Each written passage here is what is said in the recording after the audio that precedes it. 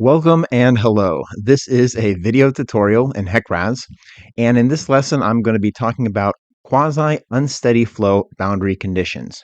Quasi-unsteady flow hydraulics applies almost exclusively to sediment transport modeling, which is why I've waited so far into the number of lessons here before discussing this topic, because we're going to be starting on a few sediment transport related lessons. What I have on the screen here is my HEC RAS model. And before I get to that, let me just show you the web page here. This is the user's manual, specifically the HEC RAS 1D sediment transport page. I'll leave a link to this page in the video description if you'd like to read along.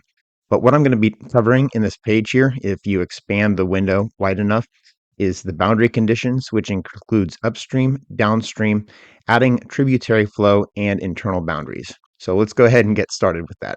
Okay, so back to HEC RAS. What I have is a simple model. It's a simple river with just one reach, river station 5000, flowing down to river station 0, with one inline structure right here at river station 3800.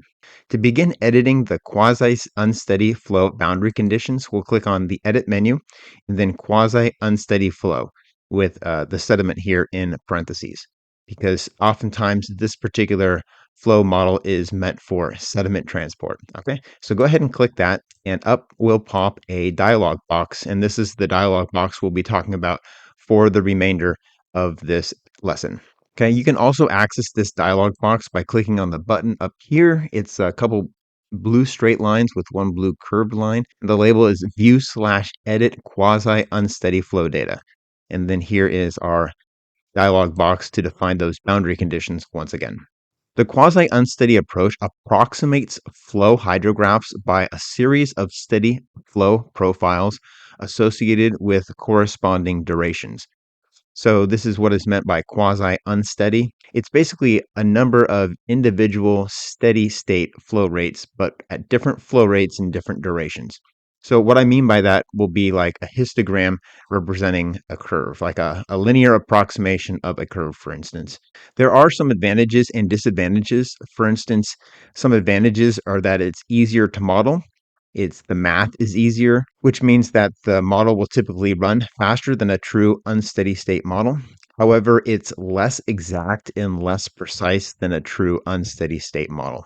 Also, it's harder to model certain elements using the quasi-steady state compared to truly unsteady state, such as gate operations, submerged culverts, junctions, split flows, and situations where the flow direction could also be changing. Quasi-unsteady flow, like I mentioned, is particularly well suited for sediment transport. Okay, so let's get started with those boundary conditions here. What you see in this table here is a row for the upstream most boundary condition, and then the bottom, another row for the downstream most boundary condition. That's at river station 5000 and 0, respectively. And right here is a boundary condition for the inline structure at river station 3800. All right, as you may have noticed, when I click on these different upstream, downstream, and inline structure, that we have different options for the boundary conditions. This is similar to what you may have already been exposed to if you go to Edit Unsteady Flow Data. Here are the boundary conditions for unsteady flow data with a number of different options, and there is definitely some similarity in the user interface and functionality of HEC RAS. So let's start at the top. This is the flow series. If I click delete, it will delete it out, but flow series is the only option for an upstream boundary condition using quasi-unsteady flow in HEC RAS. What you're seeing here is at the top, we have the option to select the data from a DSS path or manually enter that data in the table down below here. If you're going the DSS route, go ahead and click this button, select the file, and then select the path. So I'm going to click cancel out of that because I also want to demonstrate entering data in the table directly. If we go this route, we have to specify either using the simulation time or using a fixed start time. If we use the fixed start time, we have to enter the date and time here.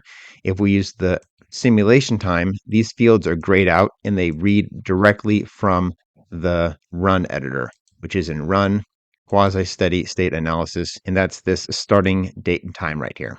So I'm going to close that. Next, down below here, we need to enter data in this table, and our columns are flow, duration, the flow itself, and then this computation increment. So the flow itself is pretty straightforward. This is the flow rate in CFS, and then the duration here is how long that flow rate is.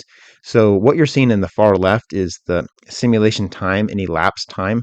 That's going to start on whatever starting time is defined up above. So I'm going to go ahead and just insert some data, and then we can talk about it after that. Say, for instance, you have a flow gauge that registers, or a stage gauge that registers every day. So your duration is going to be like 24 hours. And then for flow, I'm going to just say 1,000, 1,200, 2,400, 4,000, and 4,400. And then for the computation increment, I'll say 12 hours, 4 hours, and 1 hour. So on the far left, you see that the simulation date time has updated, as well as the total elapsed time in hours. That's reading from the flow duration and then the start time, of course. The flow rate you can see here is increasing, and then the computation increment, I just type this in, but more or less it's based on that flow rate. Higher the flow rate here, then typically the higher the sediment transport, which means the model needs to recalculate more often. So that's why the higher the flow rate corresponds to the smaller computation increments.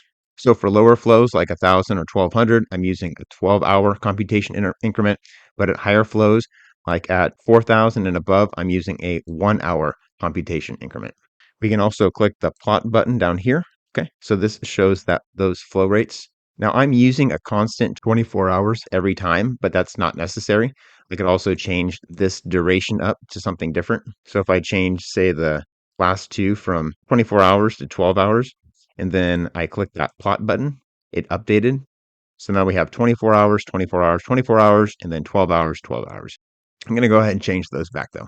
The user's manual also mentions that stability issues can arise if some of these numbers are not friendly with the HEC RAS quasi-unsteady computations. So if your model happens to be unsteady for whatever reason, you may want to modify that computation increment value.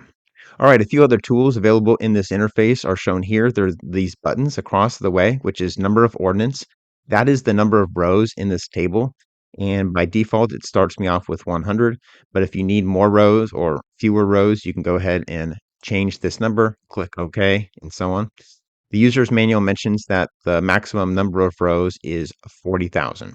Interpolate values, that will allow the user to quickly interpolate. So if I added a row, if I left a row blank and then I put another row here, and then I changed a few values. So let's go with a 1, and then a 3, and then a 4,600, and then clicked here and then clicked interpolate values. It did a linear interpolation between these rows. So 36 splits the difference between 24 and 48. And the same thing happened with columns 2 and 3 here. All right, so that's how the interpolation button works. I'm going to delete that data though. And then delete row and insert row. I guess I could have demonstrated that. Here is how to insert a row, and then here's how to delete a row. And I'll delete that row as well. Now in this example so far, I manually entered this computation increment in hours. But HEC RAS also has this button, this checkbox at the bottom, compute computation increment based on flow.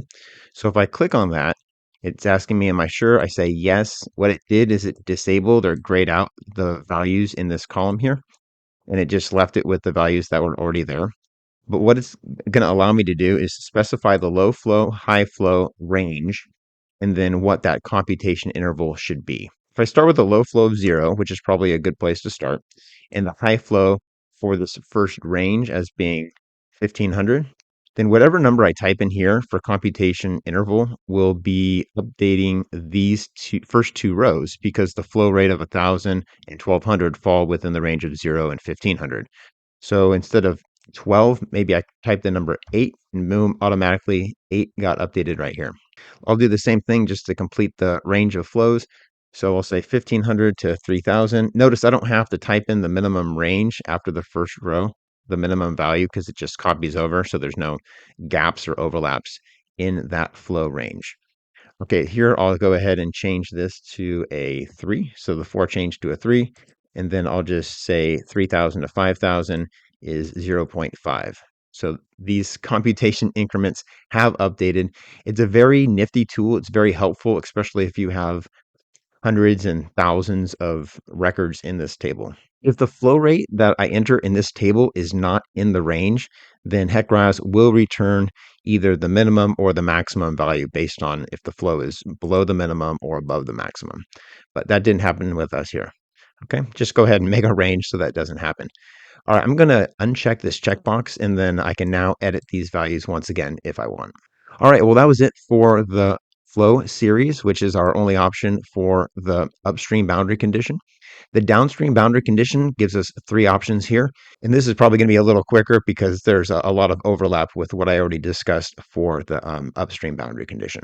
Okay, so first option is normal depth. This just requires the user type in the friction slope. And to figure out what that is for this reach, I would just go ahead and let's see. So we have an invert of 35 here, and then 1,000 feet upstream, the invert is 36. So 1 divided by 1,000 is 0.1%. So if I go back here, I'm using normal depth, I would just type in that friction slope or the bed slope of 0.001. Okay, the other options are stage series and rating curve. So if I know what the stage is or the water surface elevation at that downstream river station 0, I can go ahead and type that value in here based on the stage duration. This has a similar interface to what we saw before. We can define that stage data now in feet using a DSS record, select the DSS file and path, or manually entering the data here. Again, we have the option between using simulation time or fixed time. That's when the time is going to start, and then the data can be manually entered here or pasted in from Excel.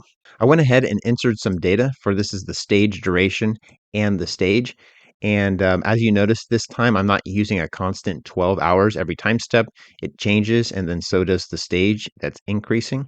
And if I click the plot button here, you can kind of see what that looks like. This is a good visual of what I mean by quasi-unsteady. We have a steady state, but then it keeps changing, both the stage in this case, not the flow, and the duration. So you can kind of approximate a non-linear curve or stage in this case, or unsteady flow based on multiple steady state flows. Here's the table data and then plot, and then we go ahead and close that. All right, I'm going to go ahead and close that up now. And then the last downstream boundary condition option here is rating curve. So if you click on that, we've got a rating curve to define. And then based on whatever flow rate is in that downstream river section, HEC RAS will compute the stage. So sometimes it's, the stage and you compute the flow. This is the situation where you know the flow rate and it's going to compute the stage. I'm entering some data here for the rating curve, just for flow rates ranging from 1,000 or 100 to 10,000.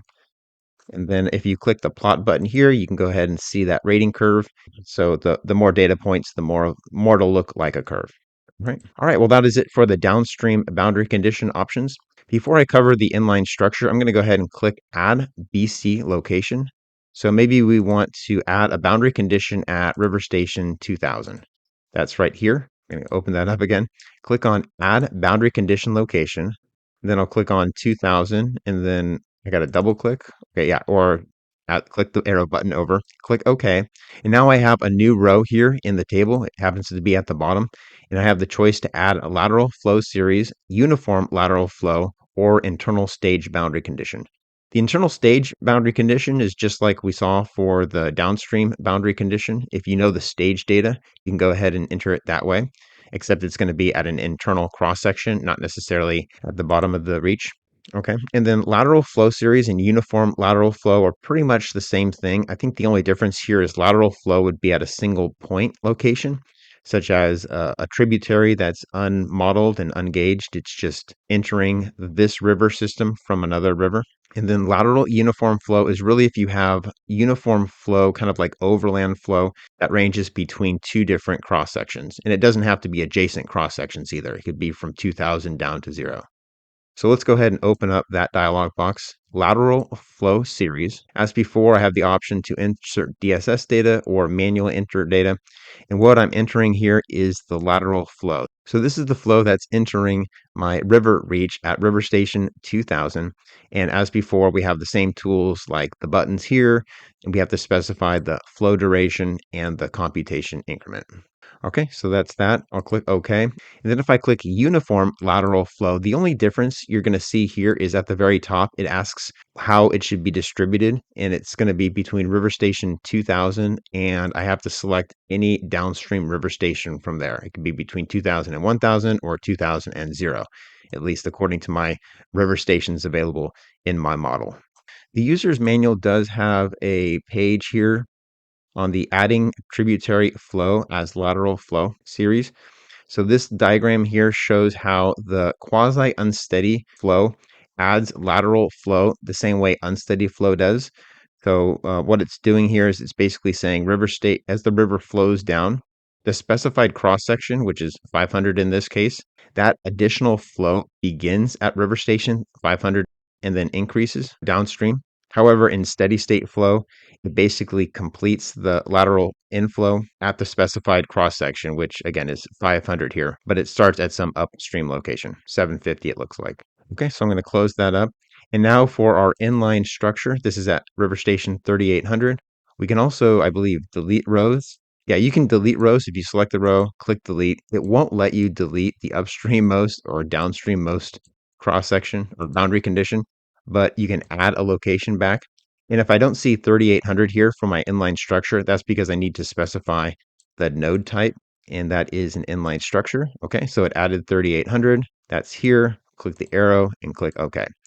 All right, so now my only option here is for time series gate opening. Now you may remember this from unsteady state flow boundary conditions if you've already seen that lesson. So what I have here for inline structures is time series gate openings, but I also have elevation control gates, navigation dams, and rules. For quasi-unsteady flow, our only option here is time series gate openings.